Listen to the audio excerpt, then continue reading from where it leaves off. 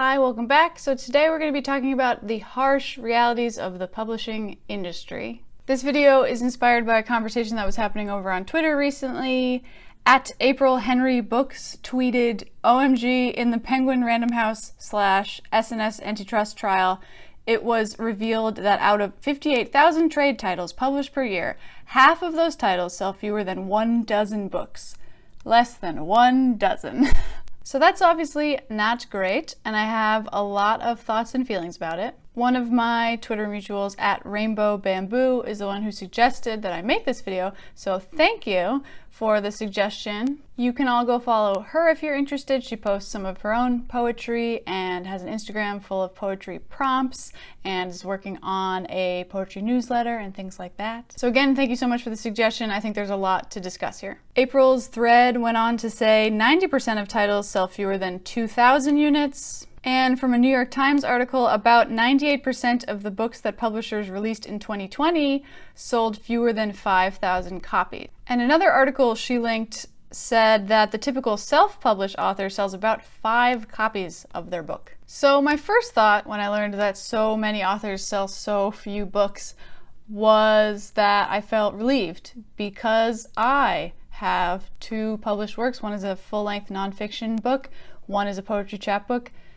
Neither of them have sold very many copies. I was already not feeling too bad about that because selling tons of copies of my books wasn't really my goal in the first place, and I published both of those through small independent presses or publishers where, I didn't expect to hit it big. I just, had some things to say and thought, if some people read this, that would be cool.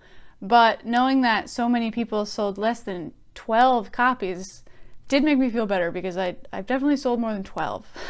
I also want to share some author income information. I got this from a 2018 author income survey, and I'll link it in the description if you want to read the whole thing. Quote, median incomes of all published authors who were surveyed, including part-time, full-time, traditionally published, self-published, and hybrid published authors for all writing-related activities, was $6,080.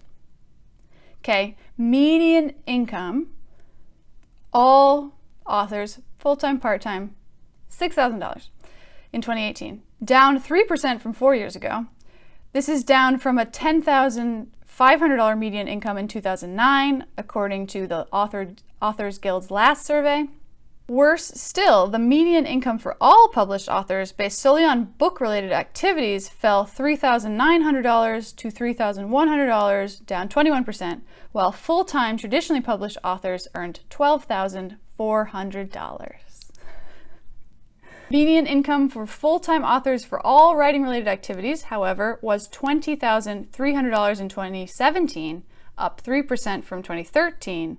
Note, however, that is still considerably lower than the $25,000 median income full-time authors earned in 2009. So this survey seems really focused on, the trends, the up and the down.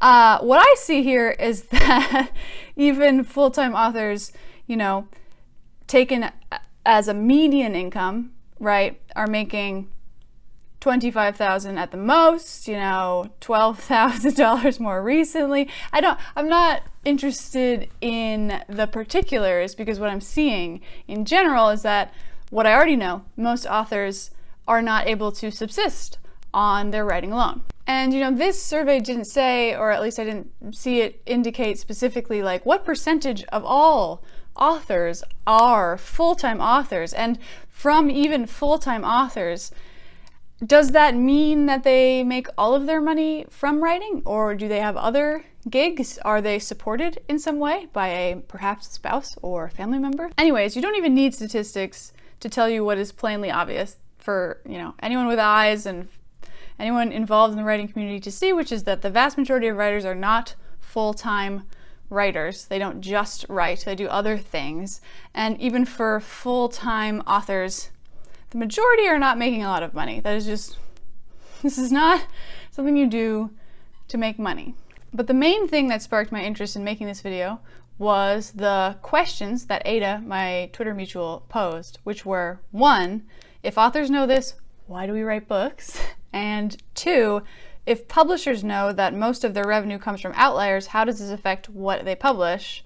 Do publishers look for Instagram poets the way record labels look for TikTok musicians? Interesting questions. Let's talk about them. First question, if authors know this, why do we write books? I have 3 answers off the top of my head. I'm sure there are more reasons, but these are my 3 that I came up with. 1, I think a lot of authors don't know this. There's just such a disconnect between the way people talk about writing and publishing books versus the reality of the income numbers and the sales numbers, right? Like, people will say, half jokingly, I think, maybe 100% jokingly, maybe not jokingly at all, people are often like, oh, you're a writer, well, you're just gonna sell your book and you won't even have to work anymore, and you're gonna make it big. And they're probably mostly joking, but there does seem to be this sometimes delusion in the culture that being an author is just this money-making scheme, that it's like a get-rich-quick scheme instead of a get-poor-slowly scheme, which is what it really is. Even if you make it big, there's no quickness about it. There's no overnight success. You could be working on a book for years before you make a cent on it. And in fact, writing can cost you money. I mean, it's not like being a musician. You don't really need to buy a whole bunch of gear. It's not like being an artist, a visual artist. You don't have to buy expensive paints and canvases and stuff like that. But there's classes that you can take, entire MFA programs available to you. There's one-day workshops, there's books. I mean, chances are, if you're not making money on your writing, you're probably mostly losing money on your writing. And I have been a part of my local writing community, occasionally going to workshops where I live, and I do see a fair amount of delusion. I do see a fair amount of disconnect between the reality and what people think is going to happen when they sit down to write. Not necessarily in the money-making part, but in the likelihood of getting published part. I've interacted with a lot of people who say the same sort of thing, where they've retired, they've just decided to start writing, they haven't really ever written before. They're writing probably a memoir, usually, not always, but usually a memoir. And their first question in one of these local workshops or whatever is, how am I going to get this published? And it's like, you haven't even put pen to paper yet. That's a question for years from now. So anyways, that's my answer number 1. I think that there are some people who just don't know that this is even the case. Second reason why people write, even though they're not probably going to make any money off of it, is the cheesy answer. Passion, love, it's fun, etc. Think of it this way. If you're a writer and you have, say, like a genie or a witch who can look into the future, and they're able to tell you that no matter what you do, no matter how many hours you put into this, no matter how much networking you're able to do and people you're able to meet, no matter how hard you work on your writing, you are never going to be successful. You are never going to be able to quit your day job. You're never going to make much money, and not a lot of people are ever going to read your books. Would you quit writing? I can tell you right now that I would not. I might quit for a little while. I might sulk. I probably would sulk for like a month. I might not even write very much for about a year, but I guarantee you that I would eventually continue, because it is something that I do for fun, for enjoyment, to express myself, to understand my own life and my own thoughts. And sometimes I am very much irked by the notion that most people don't write books. Most people go to work and they come home and they take care of their kids, or they watch TV. Maybe they have a little hobby, but they're not bending over backwards, putting thousands of hours of really difficult labor into this thing that may never materialize. Most people aren't doing that.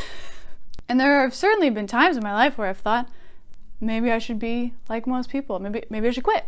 And I have tried even. For years I didn't write, but I always came back to it. I don't think I could quit if I tried. That's just me. I really don't think I could, and I don't think I would, even if I knew for sure that none of my dreams would come true.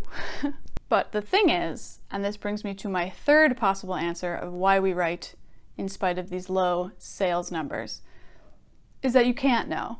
You don't have a crystal ball, and no one can ever tell you that it's for sure not going to work out. And I actually think that this third reason is the most powerful reason why people continue to write with no guarantee of any amount of success. I actually don't think it's mainly passion, and I don't think it's mainly ignorance. I think it's mainly a form of hopeful delusion. I think a lot of writers, sure, they have the passion, and sure, they know that the likelihood of being a full-time author is very, very low. But don't most of us walk around kind of expecting to be the exception to the rule, not just in this realm, but in like every realm? Maybe I should just speak from an American perspective, because that is the country where I live, and I think a lot of people are walking around with this kind of unspoken secret expectation that they're somehow going to be rich someday, even though they're not rich now, and there's like no path to becoming rich, but they just kind of need that hope or delusion in order to continue. Think about it in terms of billionaires, the discussion around should billionaires exist, which is obviously a whole other like hour-long video that somebody could make, and I'm sure some people have. I don't think that billionaires should exist. I think if you make $1 billion, you don't need to make a cent more, and we could just say, cool, you did it, congratulations. Anything more than that's just gonna be taxed and go back to the regular people. And you know, you always have to wonder, regardless again of how much this person who's saying this, how much money they make, how far they are from $1 billion, it certainly seems like the real reason that they want us to continue to have billionaires is because they would like to be a billionaire, and they think that there's a chance of that happening when there obviously isn't. And when it comes to money, I think this is bad. I think this delusion is not helpful. When it comes to writing and art and pursuit of your dreams, I actually think it's very, very good. This is a really cheesy saying that I absolutely hate to quote, but you know, sometimes people say, shoot for the moon, land in the stars. And I think that's very, very true in the realm of writing.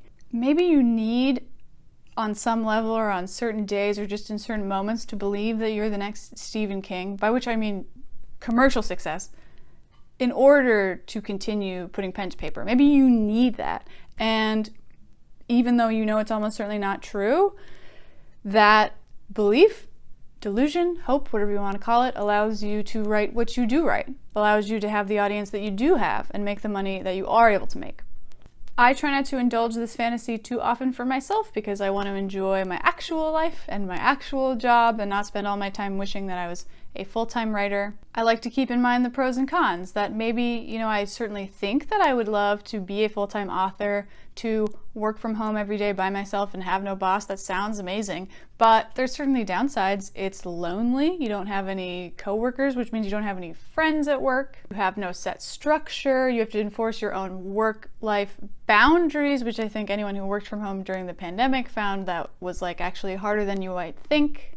So it's up to the individual. If you think that this fantasy of one day being a full-time author is helping you get through the day and you think it's a mostly healthy thing, go for it, indulge in it. And if you think it's making you feel unhappy and dissatisfied about your actual life, maybe cool it, maybe be a little bit more realistic. And I am sorry for calling it a delusion and a fantasy, but I think for the vast majority of us, that's all it ever will be. And I guess I've thought of a fourth reason why you would maybe publish and write even when you know that what you're publishing is not going to reach a wide audience. There are a lot of little joys in publishing a tiny book for a tiny audience through a tiny press. I've done it before, I'm doing it again. I have a new chapbook coming out September 25th, which you'll be able to buy on Amazon, and I suspect that it will sell maybe 20 copies, maybe 50. Let's shoot for the moon, 100. Probably not more than that. I mean, that even that is being pretty optimistic. But I still wrote the book. I got a lot out of the process of reading it. I'm gonna get to hold the physical object in my hands. Some people are gonna read it. Some people have already read it and said nice things about it, and it made me really, really happy to receive that feedback. So that's my answer to the first question, but let's talk about the second question. If publishers know that most of the revenue comes from Outliers, how does this affect what they publish? Do publishers look for IG poets? I think by that, Ada means like, do they just look for people who already have an audience? And I would say, oh, most definitely they do. In general, I think having a social media following is kind of just part of the cost of entry to publishing these days. Of course, it depends on the publisher, it depends on the agent that you're contacting, but I've certainly seen people on Twitter say that an agent told them they don't have enough of a following to market a book, even though they had what to me looked like a really strong social media following and way more than I have, for example. I also know that having a following doesn't guarantee that a publisher will let you publish just anything. I think that's why so many famous people end up writing memoirs and forms of nonfiction about their lives, because publishers know that that's what fans are really interested in, more so than writing like a novel. Of course, there's exceptions. I'm a pretty big fan of Gilmore Girls, actually a very big fan of Gilmore Girls, and I read Lauren Graham's book, Talking as Fast as I Can, which is a memoir, or just autobiography. I don't know, it was about her life. It was about working on Gilmore Girls. It was also about the process of getting her other book, Someday, Someday Maybe, which is a romance novel, published. And the publishing person she was working with, I'm not sure if this was an agent or if it was the editor she was working with, I'm not really sure. But this person said, this book is good and I want to work with you on it, but just so you know, I'm publishing it because it's good. I'm not publishing it because you're famous, even though people would let you publish anything. You could publish monkey scribbles, is what she said. But we're not going to do monkey scribbles. We're going to do a good romance novel that happens to be written by Lauren Graham. And I thought that was really interesting and, not at all surprising that someone in the publishing industry would admit, hey, slap your face on it and it'll sell. It doesn't matter what it is. We'll take it. Any publisher will take it. You happen to be actually a good writer, so this is exciting. But even if you weren't, somebody would certainly give you a yes and, probably give you a ghostwriter and let you do whatever you want. So yeah, I absolutely think that the fact that it's mostly these outliers making the majority of money for publishing, I certainly think that that impacts what they accept. I think that they are going to be most excited about anything that they know will sell, for whatever reason. And probably one of the most guaranteed reasons for a book to sell is the fame of the author. And in some cases, the fame of the author is because they're an author and they're a good author. Sometimes you just take a famous person and you put their name on a book and it sells just as well as the famous author's book. So yeah. And this is the thing that people have probably argued with me the most about on the channel. They seem to get really upset when I talk about celebrity authors. I at no point have said that they shouldn't be allowed to do this. I get where the publishers are coming from. I get where the celebrities are coming from. I get where the fans are coming from. I read 2 books by Lauren Graham that I've read because I like her. I just think we should be a little more honest about the fact that publishing is not a meritocracy and there are lots and lots of amazing books that are never going to get published. And this is not coming from a place of bitterness. The thing I most want to publish is a novel. I haven't sent out a single query letter, so this is not coming from a place of being rejected. I have no idea what's going to happen. I'm not ready to even try yet, so I haven't begun that process. I will probably be rejected. I will probably have no writing success. As I said, I think it is a fantasy to expect to be successful in this industry. And I certainly don't think this is reason to be bitter or to be jealous or to say, if it only weren't for those celebrity writers, I'd be successful. That's not what I'm saying, and I don't think that that's the attitude that you should have. If your work got rejected, let's say you're querying a novel and it gets rejected, chances are, scratch that. Who even cares what the reason is? You would be better off assuming that you need to work on your writing, because that's something that you can do and that you can control, rather than deciding that this is because of something to do with who you are as a person or the level of social media following that you have or don't have. Even though I really don't think this is a pure meritocracy, I think that you should behave as if it were, because that is going to increase the likelihood of your success. The only thing that you can really control in this scenario is honing your craft. Maybe you can also kind of work on having a social media following. It's not a guarantee. It's really hard. I'm not very good at it. And if you are very bitter and upset about all of this and you just want to participate in something that is closer to a real meritocracy, you could enter an anonymous writing contest, of which there are many for every genre. Beyond that, I would suggest writing for the fun and passion and love of it, hoping for the best, planning for the reality that you're not ever going to be able to quit your day job, and really just trying to be the best writer that you can possibly be, because again, that's kind of the only thing here that you can really control. That was a very long video. Thank you for watching all the way to the end. If you're new here, I recommend subscribing. I'd really appreciate if you could like this video. As I said, I have a poetry chapbook coming out if you'd like to buy that. I also have a Patreon. I also do manuscript consulting for poets. Okay.